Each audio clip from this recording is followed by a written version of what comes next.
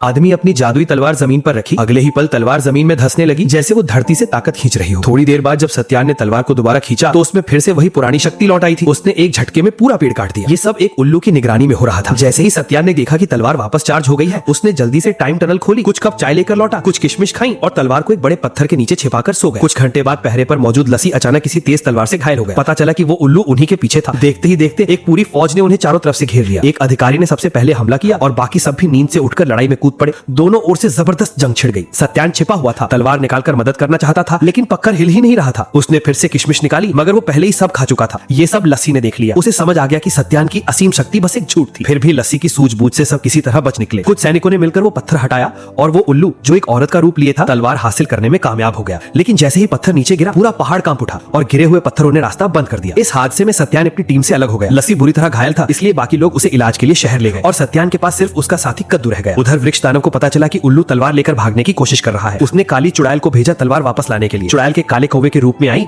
और उल्लू पर पीछे से हमला कर दिया। दोनों विशाल पक्षी आपस में भिड़ गए और आसमान से जमीन पर गिर पड़े। इसी लड़ाई में तलवार जंगल में जा गिरी। काली चुड़ैल ने उल्लू के अहंकार से तंग आकर काला जादू किया, उसकी आंखें अंधी कर दी और उसे एक कठपुतली में बदल दिया। दूसरी तरफ लस्सी और अग्निदेव आग के पास चिकन लेग भून रहे थे। जैसे ही लस्सी खाने लगी, उसकी नजर जमीन में धसी तलवार पर पड़ी। उसने 2 उंगलियों से आसानी से वो तलवार निकाल ली। ध्यान से देखा तो कुछ खास समझ नहीं आया। तभी उसकी मुलाकात सत्यान से हो गई। सत्यान को तलवार चाहिए थी, लेकिन लस्सी देने को तैयार नहीं थी। हालांकि पिछली 2 मुलाकातों के बाद सत्यान को पता था कि वो क्या पसंद करती है। उसने उसकी आंखों में देखा, मुस्कुराया और एक लव सॉन्ग गाना शुरू कर दिया। उसकी अदाओं से लस्सी पूरी तरह पिघल गई और सत्यान को तलवार मिल गई। कद्दू ये सब देखकर तंग आ गया। रात गहराते ही वो जंगल में निकल पड़ा। जहां भी चिकन मिला किसी को बख्शा नहीं। उसने हेलमेट पहनकर 2 पहरेदारों को खत्म किया। आखिर में सत्यान तलवार उठाकर अग्निदेव और 8वीं रानी के साथ किले की ओर बढ़ गया।